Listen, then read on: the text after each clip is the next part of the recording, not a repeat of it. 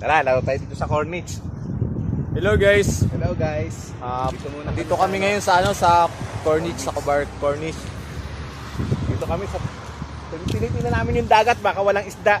Maglilibas kami ng dagat. Maaga kasi kaming nag-out ngayon. Kaya namasyal mo. Tingnan nyo yung bagong uniform namin, no? Ganda, oh. Resist trace. Resist trace for fire protection. Fire protection. Yan ang buhay namin ito pag maaga na uwi. Gala-gala. Alas 2 pa lang, uwi na kami. Parang sarap pagkampit sa puno, no?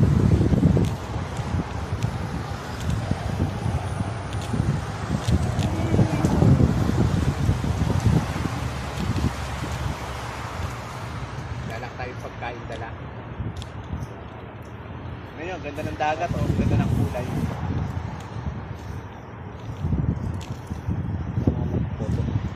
Tignan nyo guys, ang ganda ng dagat, oh. Malamig, mahangin. Dahil taglamig na ngayon.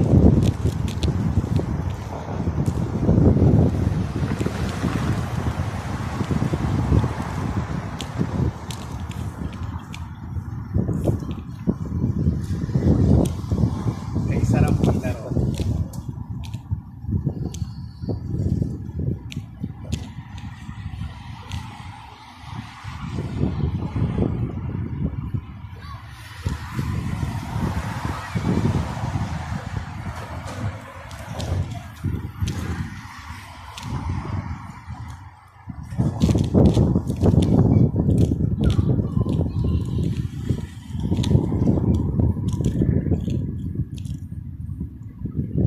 Siguro din yung Baring Bridge, no? Kitang-kita yung Baring Bridge sa gabi rito, no? May ilaw siguro sa gabi, no? Punta kami dyan. Alas 12 na. Alas 12? Speedboat na, eh.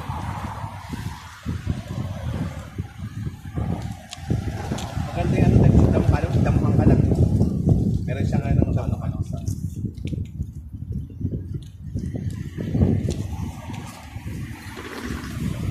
Ito lang guys, ang buhay namin mga OFW dito sa bansang Saudi. Pag maaga kami umuwi, ito, picture-picture, movie.